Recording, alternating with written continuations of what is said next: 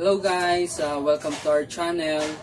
For today's video, we're going to unbox yung aming biniling equipment sa DIVISORIA at sa LAZADA.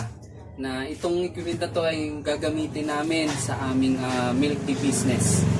So i-unbox ko na guys. So kailangan natin ng scissors.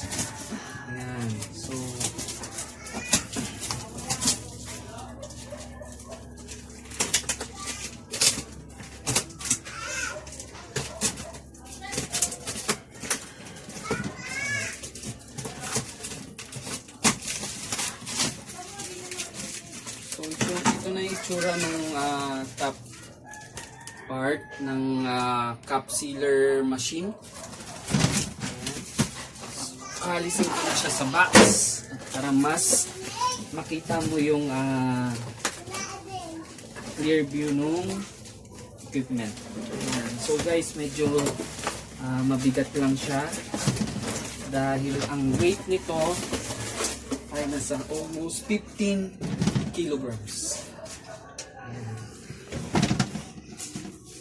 So yan na yung actual na picture.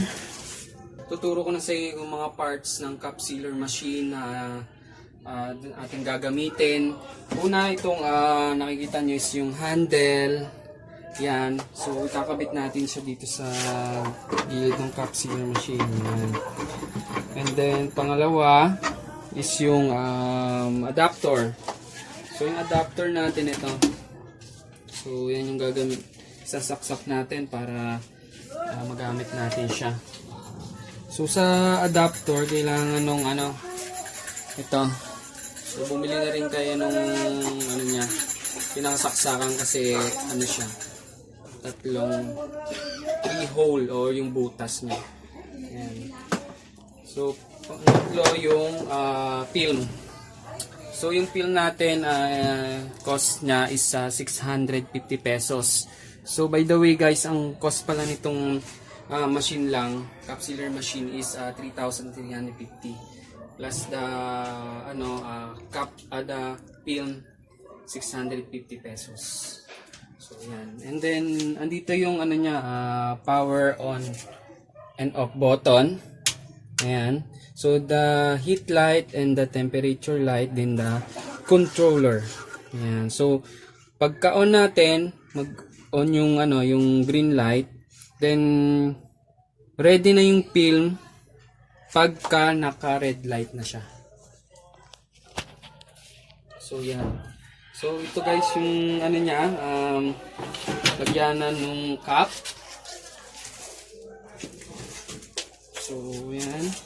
Ito yung sample ng cup. So kailangan lang natin siya shoot dun sa butas. And then yan. So meron din siyang additional na circle. So ito para siya dito. Ayan. So ginagamit to guys para sa mga paper cup. So kung ang gagamitin mo naman ito is pang milk tea, so no need na siya na gamitin. So lagay mo lang siya dyan, then pasok mo. Ayan.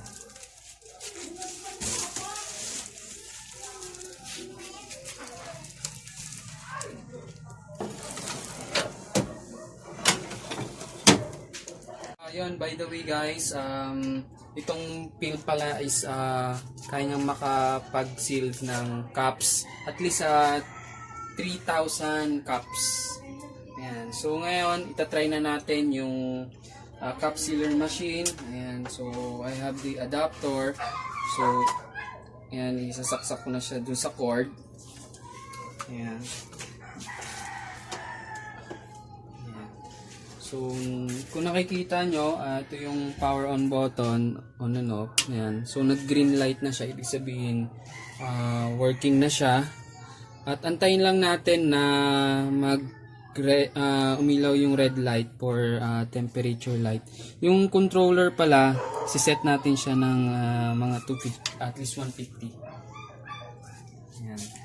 So guys, habang naantay nating color red yung temp light, so magpi-prepare tayo ng taro milk tea.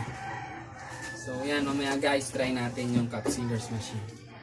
Keep on watching guys.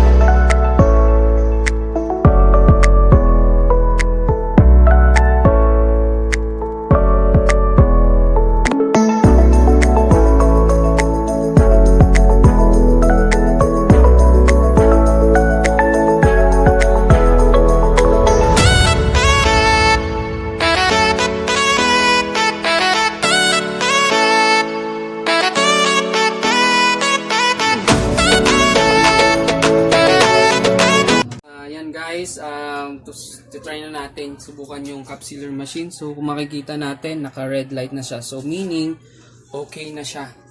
Ayan. So after ko ma-prepare yung taro milk tea, ayan, subukan na natin siya i-seal ng ating film. Ayan. So natin dyan. So guys, reminder lang guys, para maging sakto yung film dun sa cup, so kailangan, ayan, may marker siya na naka line doon sa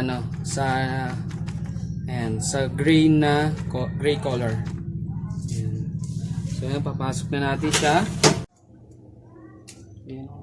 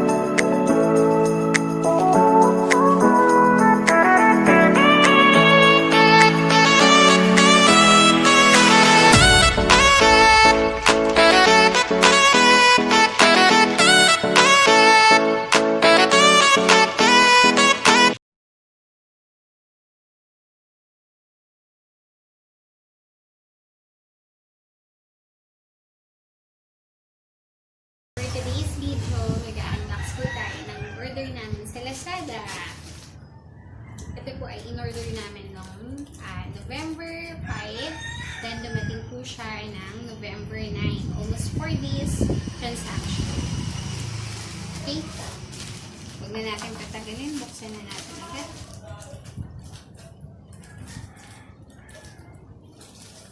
Ito pong order namin, ang gagamitin po namin. Equipment po siya na gagamitin po namin para sa aming business dito sa dito. Yan. Talagang may nakaano pa siya, nakabubble wrap pa siya para hindi masira.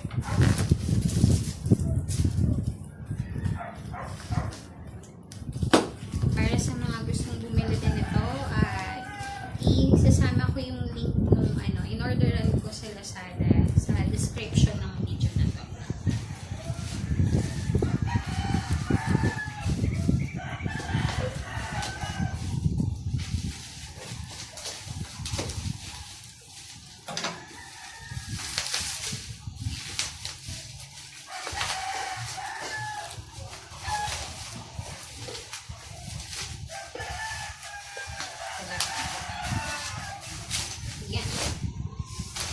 Pit-pit na.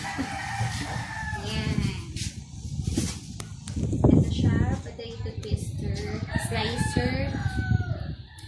Ito po ay in-order ko sa LAZADA. Galing pa po siya sa, ang shop niya ay galing pa sa Bonifacio Global sa Taguig. Ayan. Spiral potato slicer. Then, wait. Ito yung mga laman niya.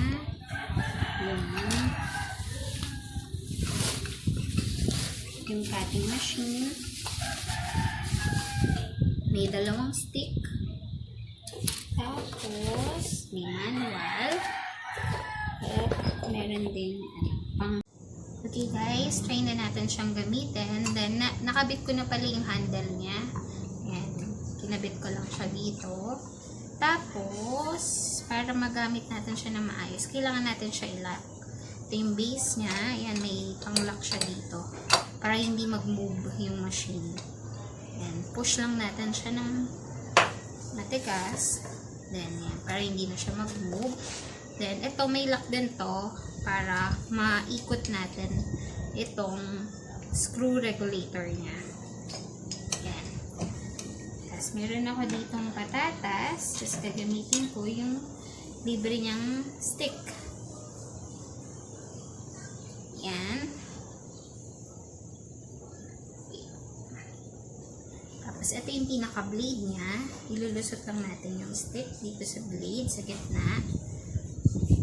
Tapos, meron din siyang pinaka-butas dito, holder ng stick para hindi mag-move. Yan. Tusok lang natin siya dito. Yan. Tapos, tapos i-unlock natin tong para ma-push natin yung potato dito sa pinaka-blade niya. Yan. Bago natin siya iikot, kailangan naka-unlock siya. Yan. Tapos, tsaka na tayo mag-start, mag-slice. Yan.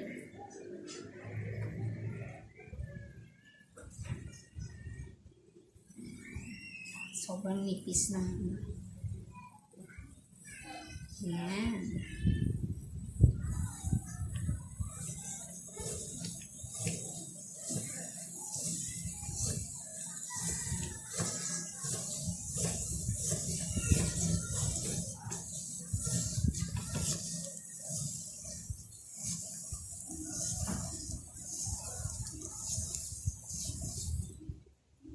Yan. Yan. Ito na siya. Tapos, try na natin siyang pahapain.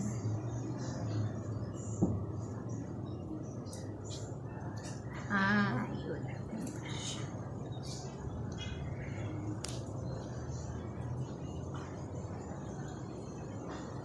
Yan guys. Yung nahiwa natin dito sa ating machine. Yan na siya. Maiksi kasi yung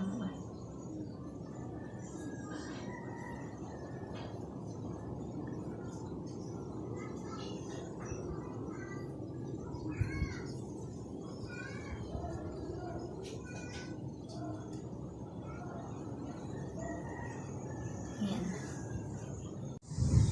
Ito na yung finished product natin guys. Sa tulong nitong ating machine. Okay, mamaya ipa-fry na lang namin siya. Thank you for watching guys. Bye-bye!